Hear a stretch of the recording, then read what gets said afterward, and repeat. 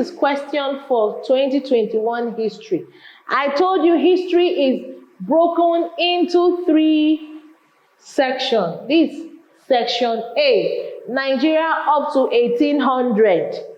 Nigeria up to 1800. There are 3 questions in this section. You can either answer 1 or 2. Either 1 or 2. It says, outline any 2 functions of Ara Ona Kakanfo of Old Oyo Army. Remember pre-colonial administration in Yoruba or Old Oyo Empire. Who is the Ara Ona Kakanfo? Remember, is the army. The army. Who heads the Ara Ona Kakanfo? Remember, they are Fonja. Remember the story. So it's asking you outline any 2 functions. Any 2 functions. 1, to lead military campaigns as warlord as directed by the Alaafin. Who is the Alaafin? The Alaafin is the king. The king is the Alaafin. To ensure the effectiveness of the army. To ensure the effectiveness of the army. To protect the northern frontier of the empire. To protect the northern frontier of the empire. To ensure that vassal states did not revolt against the king. They are laughing that the other smaller states under the old Oyo Empire do not revolt against the king. He headed the ESO, that's the royal guards. He headed the what? The royal guards. Please take note of this. Okay. Identify any 3 functions of the Oyomesi. You remember the Oyomesi, the council of the Oyomesi.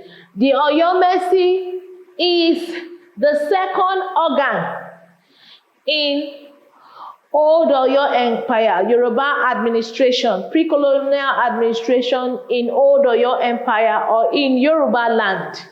The Oyomesi is made up of 7 royal men. 7 royal men from the royal family. Yes, the old Oyo, the Oyomesi they are known as the kingmakers. They are known as the kingmakers. The Oyomesi is headed by the Bashorun. The Oyomesi is headed by the Bashorun. The Bashorun happens to be who? The Prime Minister of the Empire. The Prime Minister of the Empire. So let's identify the function. They represented the voice of the people. Take note of this. They checked the excessive power of the Alaafin. One thing you need to take note is that the Alaafin was a great ruler, but there was a strong sense of checks and balances in the old Oyo Empire that restricted his powers. So the likes of the Council of Oyomesi, the Ogboni cult, they restrict the powers of the Alaafin so that he doesn't become a dictator or an autocratic ruler. Please take note of this. They helped to formulate policies for the empire. They appointed new Alaafin if the reigning one died or deposed. Invested with the power to depose an Alaafin if found autocratic. How do they depose or reject an Alaafin? He will be presented with an empty calabash or a calabash that has parrot eggs. When this calabash has been presented to the Alaafin, he is expected to commit suicide. He is expected to commit suicide. And some part of history says that if the Alaafin is expected to commit suicide, that one member of the Oyomesi will go with him. One member of the Oyomesi will go with him. I told you that at the Council of Oyomesi are 7 noblemen, royal men, 7 in number. They serve as advisors to the Alaafin. They are the king's advisors. The Bashorun, who was the head of the Oyomesi, consulted the Ifa priest, for approval of the gods on sensitive issues. There was a strong sense of checks and balances in the old Oyo Empire, so that there will be no room for abuse of power by any of the organs All right, so this question, we're done with this. Let's go to the next one. Question 2, still history up to 1800. Highlight any 5 factors that contributed to the continued participation of Nigeria in the transatlantic slave trade. You know, a lot of questions came from the transatlantic slave trade when in the OBJ, in the objective. Let's look at our answer. This question is for 15 marks. 15 marks. So, fully explained point has 3 marks. Mere mentioning of point, 1 mark. The trade was profitable. The people did not have any other form of revenue to replace the slave trade. So that is why it grew with the middlemen, the kings, the chiefs, the traditional rulers. The legitimate commerce, which was introduced to replace the trade, would take long time to create wealth for them. So slave trade at that time was a quick way to make money. The geographical conditions were not favorable for the cultivation of the new crops. Then the continued participation of some European merchants encouraged them. They were doing transactions with the Europeans. So that was why there was a form of delay in the suppression of slave trade. So continued participation, you see the question. So please give detailed information in each of your points. Okay, see the same point. They feared that the abolition of the slave trade would eventually lead to the end of slavery and source of cheap labor. This was their fear. That was why it took time for it to be abolished. Ownership of slaves enhanced social and political status of chiefs and wealthy people. So if you are a slave owner at that time, you were regarded with so much respect. You were regarded as a wealthy man in the society and accorded a lot of respect. So these are the things. Okay, the middlemen and merchant princes were afraid of losing their position in the trade. So there were middlemen between the chiefs and the Europeans. So they were afraid of losing all the gains they make from slave trade. All right, let's go to another question. This is question 3 and is for 15 marks. In what 5 ways was the introduction of Islam important to the people of Nigeria? Now, we've talked about how Islam came into Nigeria. We will not go back to that. Number 1, a new religion with a different way of worship. You know, combining traditional religion with Islam. Yes. Introduction of Islamic education and literacy. Introduction of Quran recitation, the Quran pamphlets, the chaplets, name it. Promoted trade and commerce within the Muslim communities in West Africa. Introduction of Sharia legal system. Yes, introduction of the Sharia legal system. It fostered unity amongst Muslims. Then let's look at this point. New charms and amulets were what? Introduced. So these were the 5 ways. These are all the points. You can choose. Now, you're not supposed to just mention it. You're expected to explain it. So these are the points for this question, the answer for this question. Let's go to the next one. Highlight any 5 factors for the failure of the Fulani jihadists to conquer Borno. Now, this is section B. Nigeria in the 19th century. Nigeria in the 19th century. So you can either answer one or two questions from this section. One or two. In total, you're answering 4 questions. Please don't forget, 4 questions. Okay, let's go.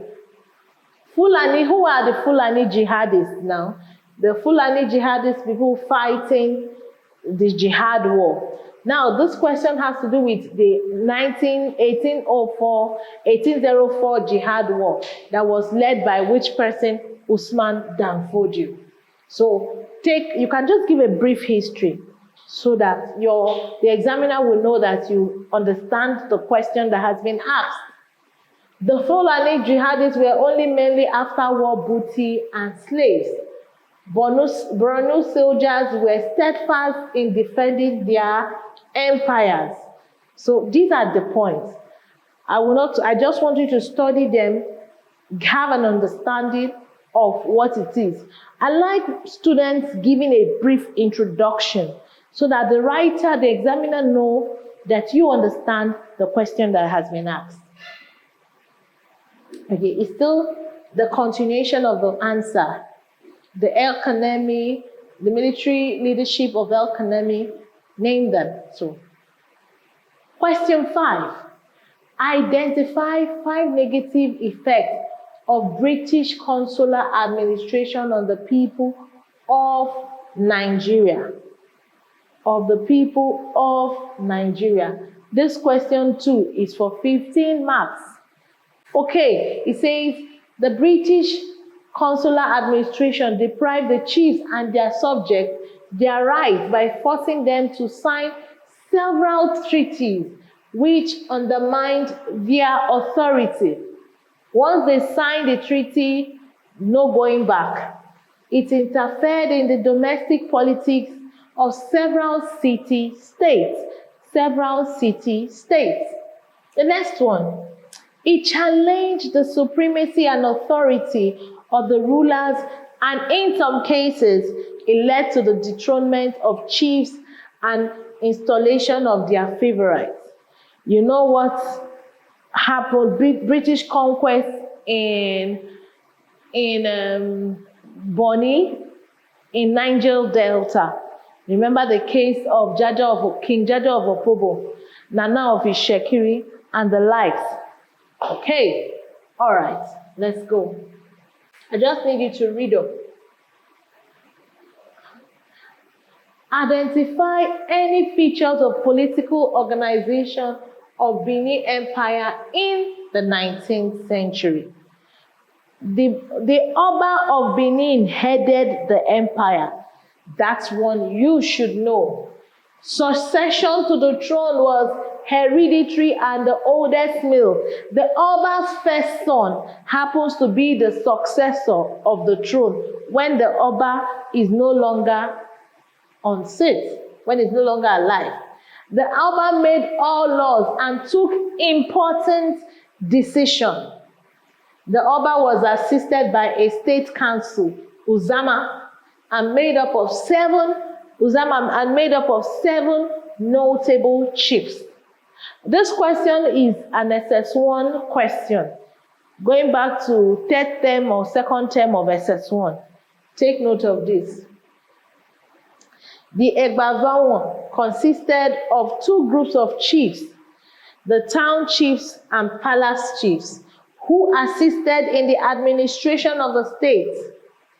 Okay, you can see the Benin had a strong army led by the Ezamo, who was assisted by the Ologbosere.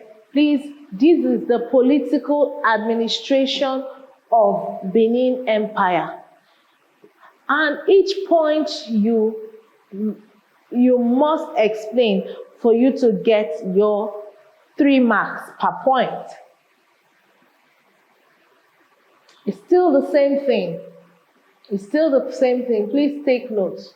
Number 7, identify any 5 factors that strengthened Biafra during the Nigerian Civil War.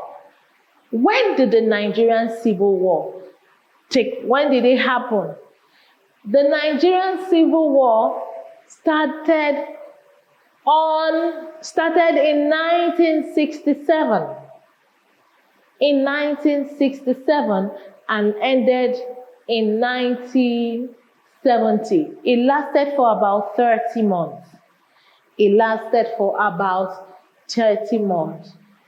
So sometimes it is also referred as the Biafran War.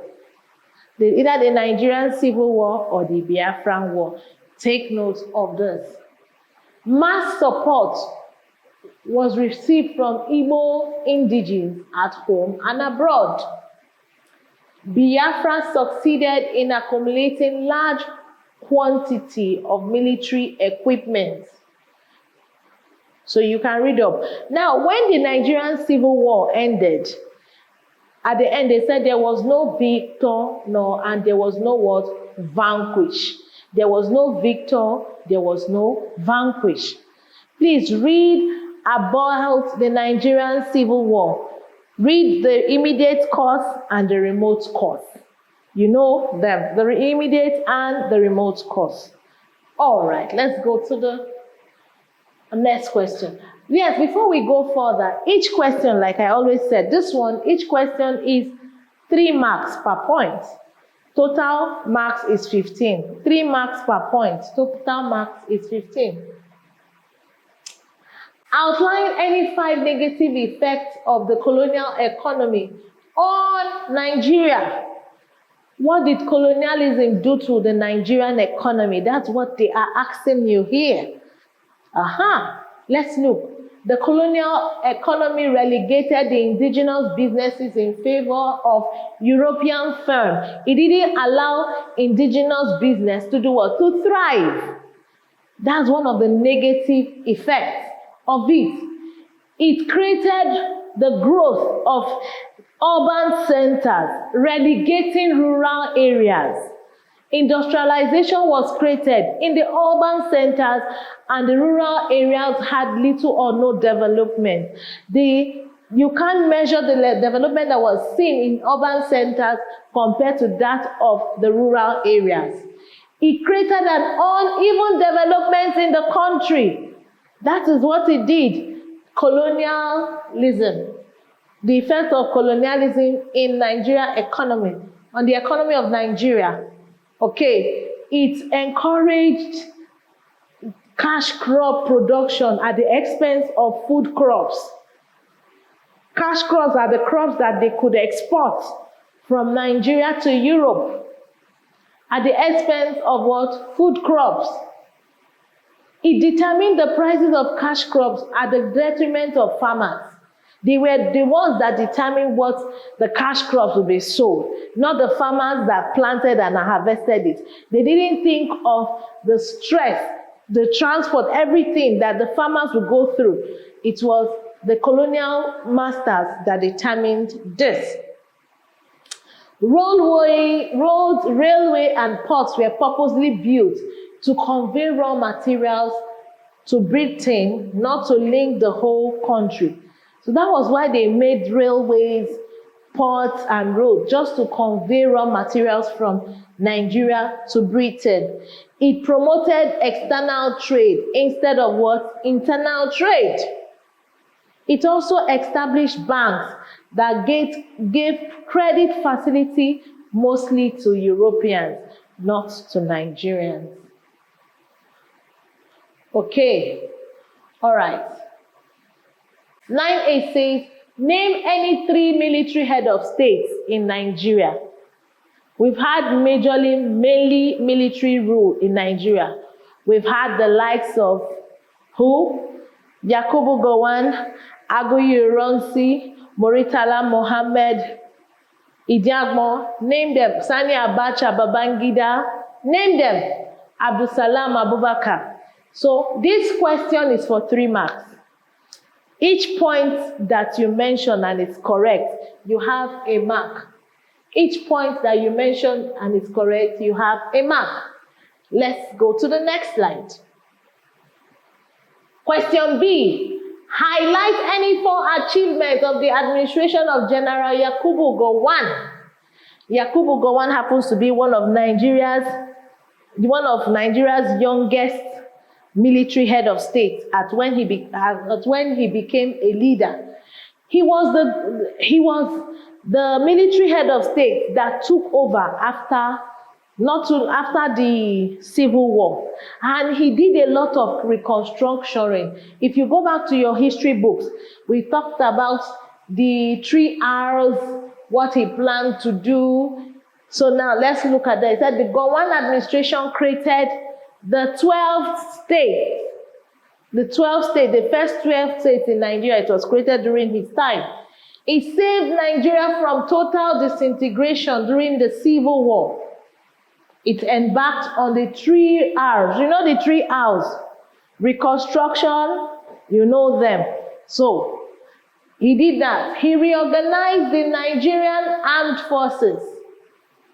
It also introduced the Indigenization Decree of 1974. It was his government that introduced the National Youth Service Corps, NYSC. It was his government. And the essence of why he introduced the NYSC was to unite the nation after the ills of the Civil War, the wounds of the Civil War, to find something to unite, a program that will unite Nigerian youth together. All right, let's continue. Introduce the new Naira currency, the new Nigerian currency, Naira on Kobo. It was during his administration. It was also during his administration that he introduced the right-hand driving in Nigeria. The regime successfully hosted the 1977 Festac event. You see, he also spearheaded the formation of ECOWAS, and it hosted the second All-African Games in 1973. Unfortunately, he was in a meeting in Kampala when his government was overthrown. Yes, his government was overthrown. So the government, these are the achievements of the Gowon regime. Now, this question, each point fully explained, is 3 marks. This question 2022, it says, list any 3 centralized states in Nigeria. Now you ask yourself, what are centralized states in Nigeria, pre-colonial Nigeria? These are states that have a recognized head. You know the definition of centralized states. They are not is not in segments. Yes, you remember. I don't want to give you the definition. I just want you to remember. I just gave you a clue. Yes. So go back to your centralized states. So look at them. We have Old Oyo Empire, Yoruba Kingdom, Benin, Igala, Nupe, Ishekiri, Hausa, the Hausa states. You know the Hausa Banza and the Hausa Bakwe. The 14 Hausa states, legitimate and the illegitimate states. Jukun, Efik, Kanem Borno, Ife, Ijo, name them. So this question is for 3 marks. This question is for 3 marks. Any point correctly mentioned, you have a mark here. All right. Now, it says, outline any 4 factors that led to the rise of centralized states in Nigeria. So you see the answers. Yes. All right. Let's go to, I want you to read up. Read up. Identify any 5 economic features of the Hausa states. The Hausa states. You know the Hausa states now? The 4, Kano, Rano, Zauza, Goben, you know them. Aha, good. So, remember the Hausa states. So it said the Hausa states cultivated crops. They were farmers, they were cattle rearers, yes. They reared animals, birds, cattle. They engage in both long and distant trade. The emergence of important trade centers, e.g. in Kano and Katsina. All right, hunting activities. So these are the economic features of the Hausa state. All right, highlight, this is another question for, now this is history up unto 1800. You know how it is divided. History up unto 1800, don't forget. This question says, highlight any 5 features of the Igbo in the pre-colonial era. Now, what are the features? 1, the Igbos were predominantly farmers. They were farmers. They were also traders. They engaged in trade, trading farm produce and livestock. They were experts in metal works. The Igbo people were also engaged in fishing. They were good in cloth weaving and wood carving. Cloth weaving and wood carving. All right. Question 4. Identify any 5 consequences of the 19th century jihad by Usman Dan Fodio. Okay. Remember Usman Dan Fodio? He was the one that led the 1804 jihad, the Holy War. Yes. He was also the one that set aright how Islam should be practiced. I told you Islam had already existed. But Usman Dan Fodio came to give a proper worship, how men were to dress, how ablution was to be performed before prayers, how women were to dress, how men were to dress the turbaning, how men were to wear their turbans, keep their beards and all that. And putting a stop of combining Islam with traditional worship. He also encouraged the use of reading the Quran, Islamic materials, making use of the Sharia laws. All right. So, it led to the collapse of the Habib rulers, the establishment of the Sokoto Caliphate. The Sokoto Caliphate, after the Jihad war, he established the Sokoto Caliphate where he'd had emirs and all that. So please take note of this. He also tried to unify the Hausa state. He tried to unify what? The Hausa state. And also establishment of the Sharia law. And also promoted Islamic learning, Islamic education. You know, Usman Dan Fodio had over 500 pamphlets. Remember, going back to our history. All right. All right, so outline any 5 social changes that took place in Nigeria as a result of colonial rule. Wow. One of the things it did, European type of marriage, it brought about monogamy. There are so many points. This question is easy to handle. What did colonialism do? Introduction of Western education. Introduction of social amenities. Remember, I told you, I said it was when the Europeans came that they built hospitals, factories, name them. Sanitary habits of Nigerians were improved before you had the pit system and all that. New towns emerged like Port Harcourt, Enugu, while Lagos and Kano were what? Expanded. So, like I said, establishment, even the electricity, road, water, and look at it, says postal services were also introduced. So this question shouldn't give you issues at all. You are supposed to explain them properly, correctly. Outline any 5 effects of colonial rule on the Nigerian economy. Now, these questions are almost alike, but they are not the same thing. Now, if this is based on the economy, if I were you, I'll talk about the exportation, the importance of cash crop, how cash crops are being exported. I'll talk about the introduction of the currency, where we use pounds and sterling before the naira came in. Just rephrasing and all that. The creation of banks,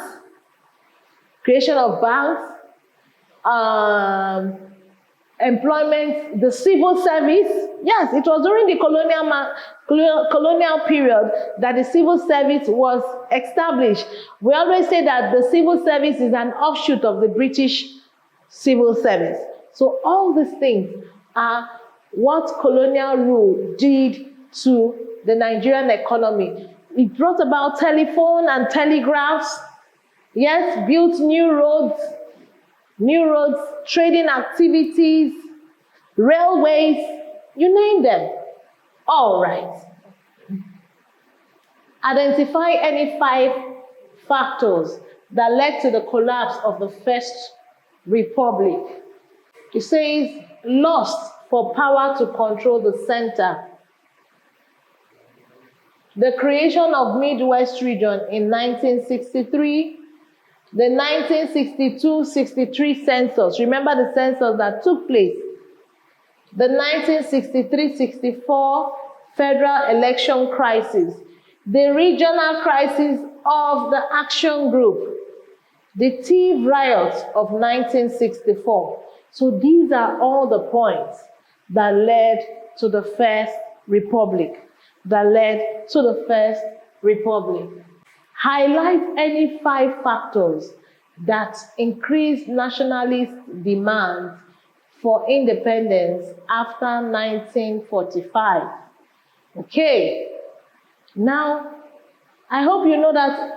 Let's go. It said the experience of returning Nigerian ex-servicemen after the Second World War heightened the demand for independence.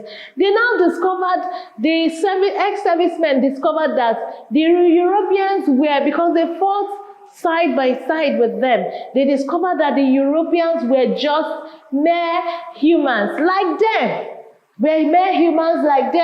So this creates an agitation for nationalism. Anti-colonial posture of the United Nations. You remember the United Nations was formed in 1945. Before the United Nations was formed, we had what we call the League of Nations. The League of Nations existed but was not able to put a stop from world war from occurring. So the League of Nations, the United Nations frowned at colonialism. So this created agitations. For the stop for nationalist demand for independence. The next one, British Labour Party condemnation of colonialism in Nigeria. They condemned it totally. The influence of Pan-African Congress, the likes of Marcus Garvey, Kwame Nkrumah, agitating. These were educated elites. When they went overseas and they saw that, wow, the agitation to govern for self-governance increased.